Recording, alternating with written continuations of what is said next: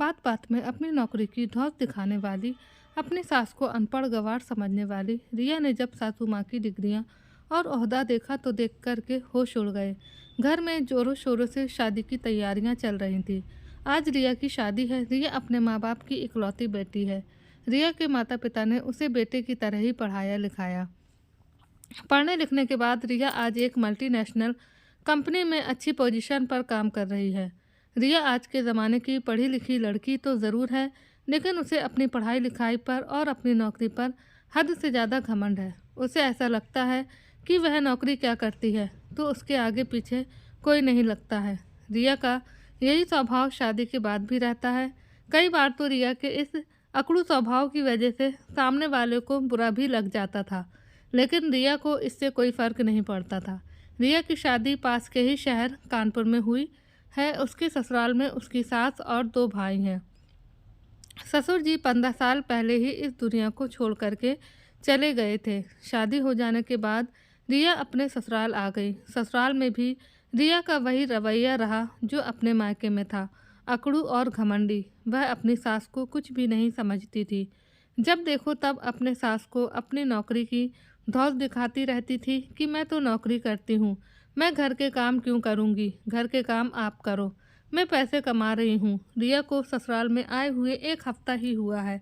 आज रिया की रसोई की रस्म है। रसोई की रस्म करने के लिए वह रसोई में गई। उसमें भी उसने हलवे की कढ़ाई में सिर्फ हाथ लगाया था, बाकी का सारा काम तो देवयानी जी ने ही किया था। रसोई की रस्म पूरी करने के बाद सभी रिश्तेदारों के सामने ही रिया ने अपनी सास से साफ साफ कह दिया था कि घर में कोई भी उससे रसोई के किसी भी काम की उम्मीद ना करे, ना ही घर के किसी और काम धाम की मुझसे उम्मीद करे, क्योंकि मैं उन लड़कियों में से नहीं हूँ जो शादी के बाद ससुराल में आकर के रसोई में रोटियाँ बनाती हैं। मैं आज के ज़माने की पढ़ी लिखी लड़की हूँ, नौकरी करती हूँ, पैसे कमाती हूँ, मैं घर के काम धाम करने वाली नहीं हूँ। देवयानी जी इशारे से अपनी बहू को चुप रहने के लिए कहती हैं। उनको लगता है कि बहू सभी रिश्तेदारों के सामने इस तरह से कह रही है तो सभी लोग क्या सोचेंगे कि मैंने अपने बेटे के लिए किस तरह की बहू चुनी है, और मेरी बहू को ही भला बुरा कहने लगेंगे। इसलिए वह अपनी बहू से हमदर्दी रखते हुए उसे चुप रहने का इशारा करती है। रिया अपनी सास का इशारा देखकर और भी भड़क जाती है और कहती है, आप ये मत समझना कि मैं आपके इशारों पर नाचूंगी। मैं आज के ज़माने की बहू हूँ, आपके इशारों पर नाचने वाली नहीं हूँ। इसलिए मुझे अपने इशारों पर नाचने की कोशिश बिल्कुल भी मत करना। दिया की बातें सुनकर के बरामदे में बैठे हुए सभी रिश्तेदार, बुआ, मामी, ताई सब उसका मुंह ताकते रह गए कि देवयानी जी ने तो कुछ कहा भी नहीं और उनकी बहू ने उन्हें किस तरह से डांट दिया है। अपनी बहू की बातों को सुनकर देवयानी जी को भी थोड़ा अटपटा लगता है, लेकिन वह बातों को बदलते हुए कहती हैं, चलो चलो, रसोई की रस्म के लिए देर हो रही है। आखिरकार आज मेरी बहू ने सबके लिए मीठा हलवा बनाया है, तो सभी अपना मुंह मीठा कर मेरी बहू को ढेरों आशीर्वाद दीजिए। सभी बहू के हाथ से बने हुए हलवे को खाने लगते हैं। शादी में तो बहुत सारी रस्में होती हैं और बहुत सी रस्मों में बहू की ही ज़रूरत होती है। दूसरे दिन देवयानी जी अपनी बहू से कहती हैं, बेटा कल तुम्हारी मुंह दिखाई की रस्म रखी है, उसमें सभी रिश्तेदार आएंगे और सारे बड़े बुढ़ों को भी बुलाया है। मुंह दिखाई की रस्म के बाद सबके पैर छूने पड़ते हैं। मैंने सभी के पैर छूने के लिए शगुन के लिफाफे तैयार करके रख दिए हैं। कल मुंह दिखाई की रस्म हो जाने के बाद तुम लिफाफे देकर सबके पैर छू लेना। रिया अपने कानों में लीड लगाकर गाना सुन रही थी। उसने अपनी सासू माँ की किसी बात को सुना ही नहीं। गाने सुनते सुनते वह अपने गर्दन को भी हिला रही थी। देवयानी जी को लगा शायद बहू ने उनकी बात को सुन करके हाँ कर दिया है। दूसरे दिन मुंह दिखाई की रस्म की जाती है। पूरा आंगन लोगों से भरा हुआ है। सारे रिश्तेदार बैठे हैं। आज पड़ोस के लोग भी बैठे हुए हैं। मुंह दिखाई की रस्म में सभी लोग बहू को अच्छे अच्छे उपहार देते हैं। बाद में मुंह दिखाई की रस्म के बाद देवयानी जी शगुन के लिफाफे लेकर के अपनी बहू के पास गईं और बोली, बेटा अब तुम्हें सबको ये लिफाफे दे करके पैर छूने हैं। पैर छूने की बात सुन करके रिया सभी के सामने देवयानी जी पर भड़कते हुए कहती है, आपने क्या समझ रखा है, मैं इतने सारे लोगों के पैर छूऊंगी, वह भी झुक झुक कर, मेरी तो कमर ही टूट जाएगी। मैं किसी के पैर नहीं छूने वाली हूँ। मैं पुराने ज़माने की सीधी सादी या आपकी तरह अनपढ़ गँवार नहीं हूँ। मैं आज के ज़माने की पढ़ी लिखी लड़की हूँ। नौकरी करती हूँ, अच्छा खासा पैकेज कमाती हूँ और आप मुझसे उम्मीद कर रही हैं मैं इन सब लोगों के पैर छूऊँगी, वह भी झुक-झुक कर। मुझसे ये सब नहीं होगा। आज फिर से रिया ने सबके सामने देवयानी जी को खरी खोटी सुना दी। आंगन में बैठे हुए सभी लोग आपस में कानाफूसी करने लगे कि देवयानी जी कैसी बहू लेकर आई हैं। वह तो उनकी एक भी बात नहीं सुनती है। अभी ये हाल है तो बाद में पता नहीं क्या करेगी। ये तो शादी की रस्मों को ही नहीं मान रही है और जब देखो तब देवयानी जी को नीचा दिखा देती है और तो और अपनी नौकरी की धौंस दिखाती है। अब तो भगवान ही भला करे देवयानी का। ऐसी तेज तर्रार बहू लेकर के आई है। अपनी बहू और आंगन में बैठे सभी लोगों की बातें देवयानी जी के कानों में तीर की तरह चुभ रही थी। उन्हें ऐसा लग रहा था कि किसी ने मानो उनके कानों में गरम तेल डाल दिया हो। फिर भी हिम्मत करके वह धीरे से अपनी बहू से कहती हैं, बेटा मैंने तुमसे कल ही इस बारे में बात की थी, तब तो तुमने हाँ कर दिया था। अगर तुम्हें ये रस्म नहीं करनी थी तो कल ही बोल देती। कम से कम सबके सामने इस तरह से मुझे बेइज्जत तो नहीं होना पड़ता। रिया चिल्लाती हुई कहती है, आपने मुझसे इस बारे में कब बात की है? मुझे तो याद भी नहीं है। मैं तो कल अपने कमरे में बैठ कर के लीड लगाकर गाना सुन रही थी। देवयानी जी को समझ में आ जाता है कि बहू ने उनकी बात को सुना ही नहीं था। तभी छत पर बैठा हुआ देवयानी जी का बेटा ऋषभ भी अपनी माँ और पत्नी दोनों की बातों को सुन रहा था। छत से ही वह अपनी पत्नी को फ़ोन करता है और अपनी पत्नी को समझाते हुए कहता है कि शादी की कुछ रस्में होती हैं जिन्हें मानना पड़ता है। तुम भी इस रस्मों को निभा लो, उसके बाद तुम्हें कुछ नहीं करना है। जैसे तैसे ऋषभ के समझाने पर रिया शगुन के लिफाफे देने के लिए और लोगों के पैर छूने के लिए तैयार हो जाती है। लेकिन उसके चेहरे पर गुस्सा साफ साफ नजर आ रहा है। सारी रस्में हो जाने के बाद सभी लोग अपने अपने घर को चले जाते हैं। सभी के घर जाने के बाद रिया देवयानी जी पर गुस्सा करते हुए कहती है, माँ जी आप मुझे अपनी तरह बनाने की कोशिश बिल्कुल भी मत करना। मैं अपने माँ बाप की इकलौती बेटी हूँ, बहुत लाड प्यार से पली हूँ। कभी किसी के पैर में मैंने नहीं छुए हैं। मैंने आज तक तो अपने इतने सारे लोगों के घर पर बुलाकर मेरी कमर ही तोड़ डाली है। मेरी कमर में बहुत तेज दर्द हो रहा है। आज तो आपने शगुन के नाम पर अपनी चला ली है, लेकिन आगे से मुझ पर अपनी चलाने की कोशिश मत करना। तुम तो ठहरी अनपढ़ गवार, तो इन रस्मों को मानोगी ही, लेकिन मैं इन रस्मों को नहीं मानती हूँ। देवयानी जी अपनी बहू को समझाने की कोशिश भी करती हैं कि बहू ऐसा नहीं है। पढ़ाई लिखाई अपनी जगह होती है और रीति रिवाज रस्मों को मानना भी अपनी जगह होता है। अगर हम चाहें तो सारी चीज़ों को एक साथ लेकर चल सकते हैं। ऐसा तो नहीं है कि हम एक चीज़ के लिए सारी चीज़ों को छोड़कर आगे बढ़ जाएं। ये ज़िंदगी है, इसमें सब कुछ चलता रहता है। मैंने भी अपनी ज़िंदगी में सब कुछ किया है। देवयानी जी इतना बोल ही पाती हैं कि उनकी बात को काटते हुए रिया कहती है, अब आप मुझे समझाएंगी कि मुझे क्या करना है क्या नहीं। मेरे भी क्या दिन आ गए हैं, अनपढ़ गवार भी मुझे लेक्चर देने लगी है। इतना कहकर पैर पटकते हुए रिया अपने कमरे में चली गई। देवयानी जी को अपनी बहू का व्यवहार बिल्कुल भी पसंद नहीं आ रहा था। बहू के आ जाने के बाद भी देवयानी जी के घर के काम नहीं छूट रहे थे, क्योंकि बहू ने तो नौकरी के नाम पर घर के किसी भी काम को करने से साफ साफ मना कर दिया था कि आप तो घर पर बैठी रहती हैं, आप ही घर गृहस्थी संभालिए, मैं नौकरी करती हूँ, मुझसे ये सब नहीं होगा। एक दिन रिया अपने ऑफिस के लिए जा रही थी, लेकिन हड़बड़ी में अपने ऑफिस की एक ज़रूरी फाइल डाइनिंग टेबल पर भूल गई। देवयानी जी अपने रसोई के काम को निपटाकर जब बाहर निकली तो देखा डाइनिंग टेबल पर एक फ़ाइल पड़ी हुई है। वह इस फाइल को उठाकर खोलकर पढ़ने लगती हैं। तभी हड़बड़ाती हुई रिया घर के अंदर प्रवेश करती है और अपनी फ़ाइल को सासू माँ के हाथों में देखकर फ़ाइल को छीनती हुई कहती है, तुम मेरी फ़ाइल को खोलकर क्या कर रही हो? मुझे तो लगता है तुम्हें पढ़ना लिखना भी नहीं आता होगा, तो तुम्हें मेरी इस फाइल में लिखा हुआ क्या समझ में आएगा? तुम तो ठहरी अनपढ़ गवार। अगर पढ़ी लिखी भी होगी तो बस हिंदी पढ़नी आती होगी, इंग्लिश तो तुम्हें आता ही नहीं होगी। बहू की बातें देवयानी जी के दिल को चीर रही थी। आज उनका दिल कह रहा था कि वह अपनी बहू से अच्छे कर कह दे कि वह अनपढ़ गवार नहीं है, वह भी पढ़ी लिखी हैं, वह भी नौकरी वह अपनी बात कहने वाली ही होती हैं कि बहू रिया अपनी फाइल को छीन कर वापस से घर के बाहर निकल गई। आज फिर देवयानी जी कहते कहते रुक गई। एक दिन रिया के मामा का फ़ोन उसके पास आता है और वह कहते हैं कि वह कानपुर शहर में ही आए हुए हैं और तुमसे मिलना चाहते हैं, क्योंकि वह शादी में नहीं आ पाए थे।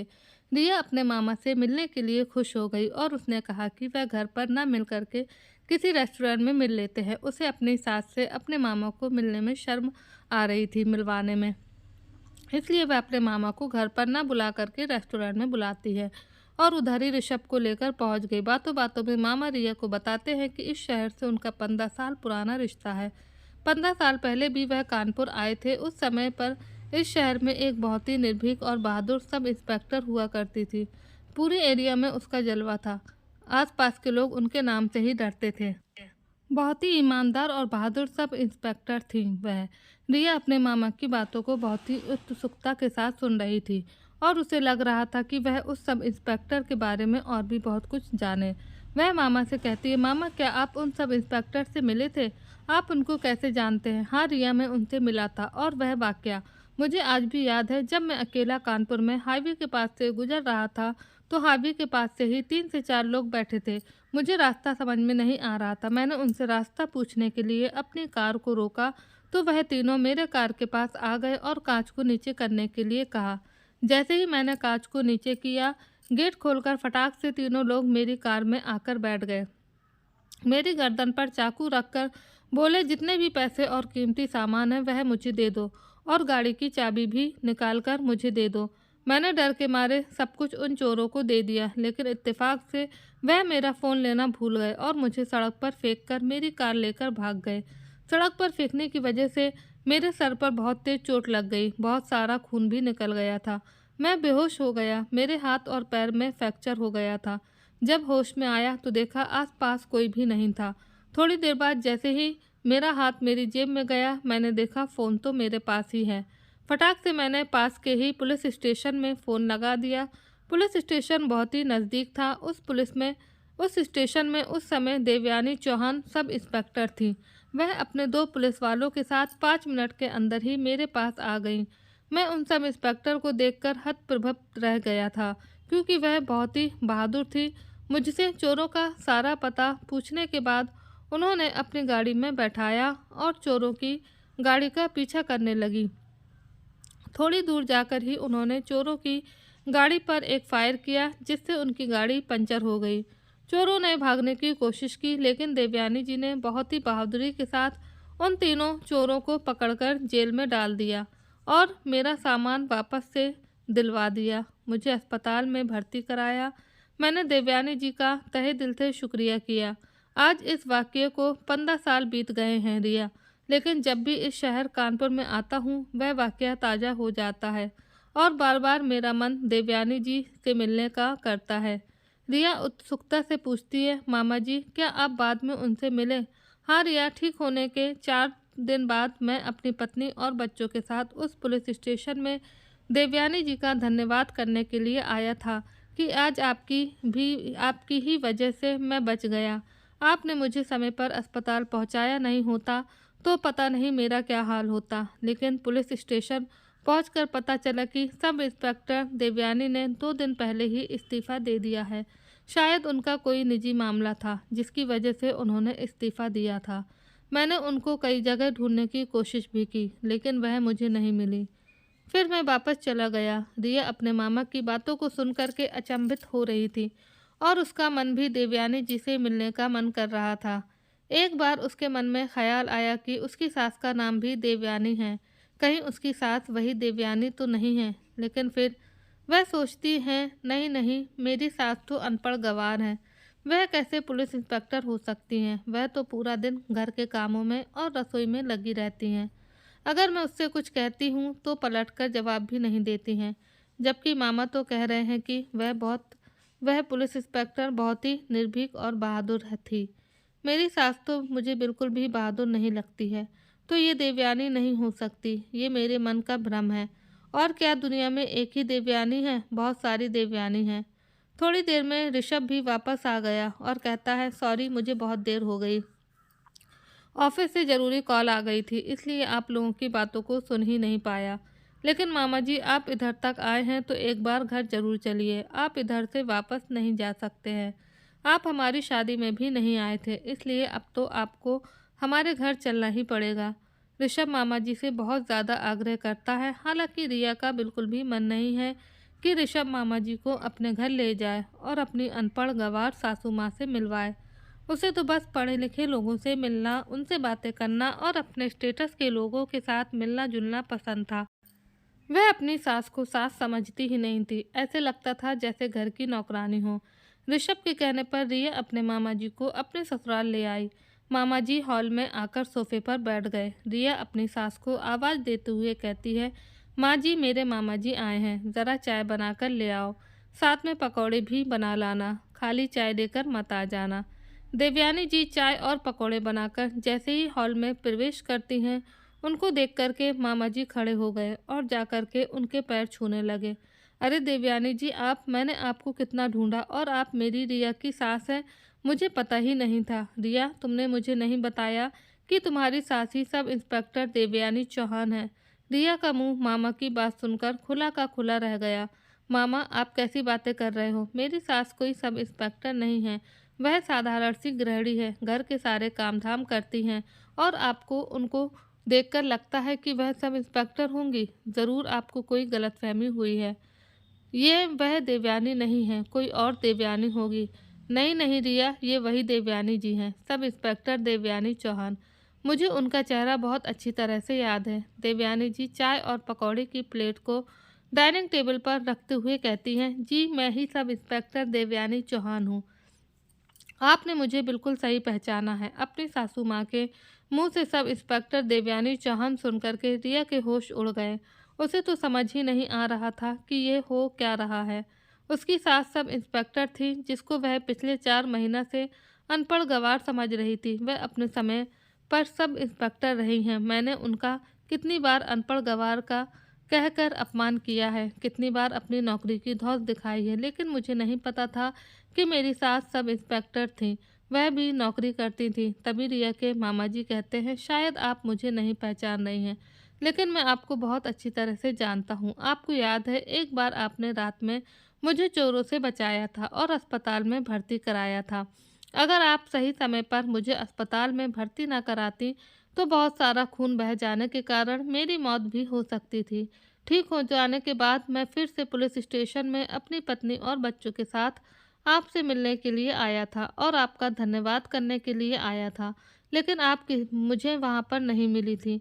आप मुझे उधर क्यों नहीं मिली और आपने इस्तीफ़ा क्यों दे दिया था? अब तो रिया की धड़कनें तेज होती जा रही थी। वह ये जानने के लिए उत्सुक थी कि क्या सच में उसकी सासू माँ सब इंस्पेक्टर थी, और अगर थी तो आखिर उसकी सासू माँ ने इस्तीफ़ा क्यों दिया? देवयानी जी कहती हैं कि तुम्हें बचाने के 2 दिन बाद ही मेरे पति का एक एक्सीडेंट हो गया था, जिसमें उनका देहांत हो गया था। घर में मेरे 2 छोटे-छोटे बेटे थे, साथ में मेरी बूढ़ी सास भी रहती थी, जिनकी तबीयत बहुत ख़राब थी। उनकी देखभाल के लिए किसी एक का घर पर रहना बहुत ज़रूरी था। जब मेरे पति थे तो वह घर की सारी जिम्मेदारियों को बहुत अच्छी तरह संभाल लेते थे और हमेशा मेरा साथ देते थे। उन्होंने कभी ऐसा नहीं सोचा कि तुम नौकरी करती हो और मैं घर संभालता हूँ, जबकि मैं अपने पति का घर संभालने में पूरा पूरा साथ देती थी। ड्यूटी जाने से पहले घर के सामने सारे काम करके जाती थी, खाना बनाकर जाती थी, सासू माँ की दवाइयाँ निकाल कर रख जाती थी, बच्चों की टिफ़िन तैयार करती थी। शाम को जब ड्यूटी से आती थी तो घर आकर सबके लिए खाना बनाती थी। कभी भी किसी काम के लिए मैंने अपने पति या सास से शिकायत नहीं की। मैंने अपने घर को, बच्चों को और अपनी नौकरी को बहुत अच्छी तरह से संभाला है। लेकिन मेरे पति के जाने के बाद मुझसे अकेले ये सब कुछ नहीं संभाला जा रहा था। मैंने अपने बच्चों की खातिर नौकरी छोड़ दी। थोड़े बहुत पेंशन के पैसे आते हैं, उसी से ही अपने बेटों को पढ़ाया लिखाया, घर के खर्च चलाए। मेरी मजबूरी थी नौकरी को छोड़ना, इसलिए मुझे नौकरी छोड़नी पड़ी। देवयानी जी की बात सुनकर के रिया उनके पास जाती है और कहती है, माँ जी, आपने मुझे कभी क्यों नहीं बताया कि आप अपने समय पर सब इंस्पेक्टर रही हैं, जबकि मैंने तो आपको कितनी बार अनपढ़ गंवार कहा है। बहू, मैंने कई बार तुम्हें बताने की कोशिश की है, लेकिन शायद तुमने सुनने की ज़रूरत ही नहीं समझी। मेरी बात को आधा अधूरा सुनकर ही मुझे अनपढ़ गंवार बोलकर निकल जाती थी, कभी मेरी बात पूरी सुनी ही नहीं। तो मैं तुम्हें क्या बताती। आज रिया को अपनी गलती पर बहुत पश्चाताप हो रहा था कि जिस सास को वह अनपढ़ गँवार समझती थी, वह तो इतनी बहादुर और निर्भीक सब इंस्पेक्टर रही हैं। और इंस्पेक्टर रहने के साथ-साथ उन्होंने अपने दोनों बच्चों और घर गृहस्थी को और बूढ़ी सास को किस तरह से सँभाला है, ये तो काबिले तारीफ़ है। और मैं अपनी एक नौकरी पर इतना घमंड करती हूँ। ना तो अभी मेरे बच्चे हैं और ना ही मैं घर की कोई ज़िम्मेदारी सँभालती हूँ। कितनी बार सासू माँ का मैंने अपमान किया है। रिया अपनी सासू माँ से माफ़ी माँगती है। माँ जी, मुझे माफ़ कर दो, मैंने आपको समझने में बहुत बड़ी गलती कर दी है। मुझे लगता था कि मैं ही एक नौकरी करती हूँ और अपनी नौकरी के आगे कभी किसी को कुछ समझा ही नहीं। लेकिन आप तो मुझसे बहुत आगे हैं। आपने अपनी नौकरी, अपने बच्चों, अपने परिवार को किस तरह से मैनेज किया है, मैं तो इस बारे में कभी सोच ही नहीं सकती हूँ। आप सच में बहुत महान हैं। तभी मामा जी कहते हैं, हाँ बेटा, देवयानी जी ने सारी चीज़ों को बहुत ही अच्छी तरह से मैनेज किया है। नौकरी छोड़ने के बाद भी उन्होंने किस तरह से अपने दोनों बेटों को संस्कार दिए हैं, ये तो हम सब अच्छी तरह से जानते हैं। आज रिया की आंखों में पश्चाताप के आंसू हैं। उसने सब सोच लिया है कि अब आज के बाद वह कभी भी अपनी नौकरी का घमंड नहीं दिखाएगी और अपनी सासू माँ के साथ घर के कामों में भी हाथ बटाएगी, क्योंकि नौकरी करने का मतलब ये नहीं होता है कि आप घर के कामों से पल्ला झाड़ कर बैठ जाएं। रिया की आंखों में आंसू देख करके देवयानी जी उसकी आंखों के आंसू को पोंछते हुए कहती हैं, बहू, अगर तुम्हें सच में अपने बुरे बर्ताव पर पछतावा है तो ये बात हमेशा याद रखना कि कभी भी किसी को अपने से कम मत आंकना। चाहे वह नौकरी करता हो या नहीं करता हो, लेकिन वह किसी से कम नहीं होता है। हर कोई अपनी ज़िंदगी जी रहा है। हर किसी की ज़िंदगी के अपने संघर्ष हैं। कोई नौकरी नहीं कर रहा है तो इसका मतलब ये नहीं है कि उसे कुछ नहीं आता। अरे, जो नौकरी करता है, क्या उसको सब कुछ आता है? देवयानी जी की बात सुन कर के रिया अपनी सासू माँ से माफ़ी मांगती है और अपनी सासू माँ से वादा भी करती है कि अब वह किसी को कम नहीं आंकेगी। तो दोस्तों, आपको ये कहानी कैसी लगी? अगर पसंद आई हो तो कमेंट करके ज़रूर बताइएगा। वीडियो को लाइक कीजिए, शेयर कीजिए और चैनल पर नए हैं तो चैनल को सब्सक्राइब कीजिए।